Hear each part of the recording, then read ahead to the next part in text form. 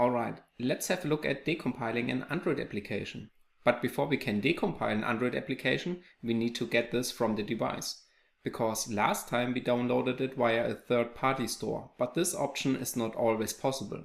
For example, if we have downloaded an APK or an app from the Google Play Store, we cannot simply download the APK file directly from the Play Store. We need to retrieve this app from the device.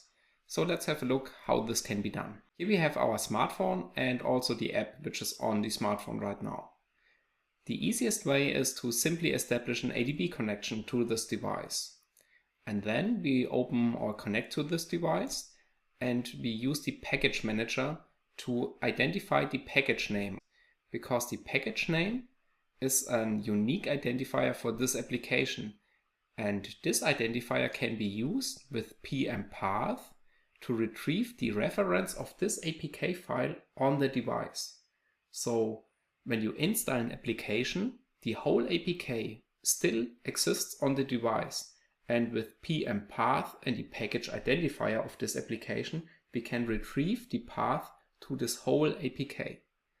And this APK can then afterwards be downloaded via ADB pull.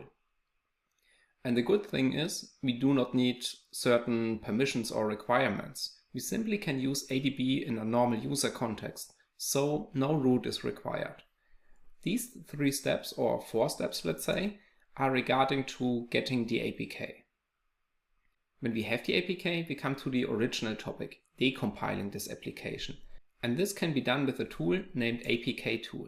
This is a simple jar binary, and we can simply run java-jar apktool.jar and we can interact with this APK file.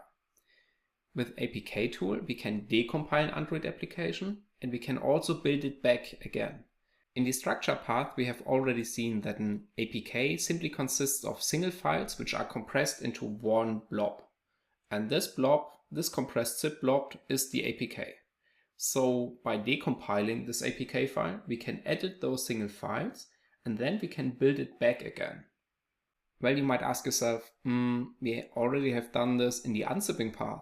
Yes, but we will look at the difference between unzipping an APK and decompiling an APK, because those two are different, and you will see pretty clearly that decompiling an Android application is much more convenient and better to handle than simply just unzipping it. So I would say let's start by getting this APK from our mobile device. Therefore I switch to our Ubuntu VM. Here we are at our Ubuntu VM and I'm making an ADB connection to this device. If you do not know the IP address of this device, simply go on the virtual machine, swipe this up, open the terminal emulator and run IP address. Then you will find this IP address. And if this device has not assigned an IP address, make sure you are connected to the virtual Wi-Fi right here. Alright.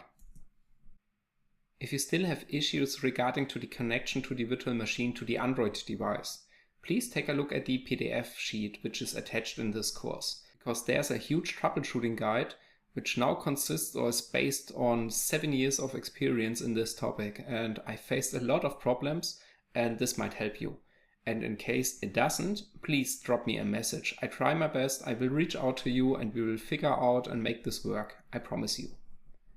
After establishing the connection, we go into our ADB shell and we have downloaded the APK file, the SpacePang APK before, but we do this now again regarding to retrieving this APK directly from the mobile device. So this example shows you how to handle real-world targets. For example, if you have downloaded an APK from the Google Play Store, you do not have directly the APK file, you need to retrieve it, and this is how you can do this. Now we are on the device, we can see or verify this by having this x86 prompt right here.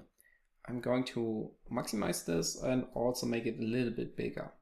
Alright, we have the package manager, which is a binary on the device, and we can use this. This package manager has a lot of options and some of them are really useful, but we do not dig too deep into this. What we need is we simply just need to list these packages. So pm for package manager, list packages. And then we have all those packages, all those applications which are installed on the device. So we can look through all those packages right here, but we can also use a grep command to retrieve this application which we are interested in. And we know, okay, our application has the name space in it, so we say grep-e for ignore case sensitive, so we do not have to care about upper and lower cases. Here we can see the package name of our application, this one right here. And now we can say pm path with the package name to retrieve the path of this APK file. And this is located right here. It's under data app spacepang some wired base64, which we do not care too much about this, and those base APK file right here. So we take this whole path, we copy it, we open a new terminal, and yeah, let's make a new directory.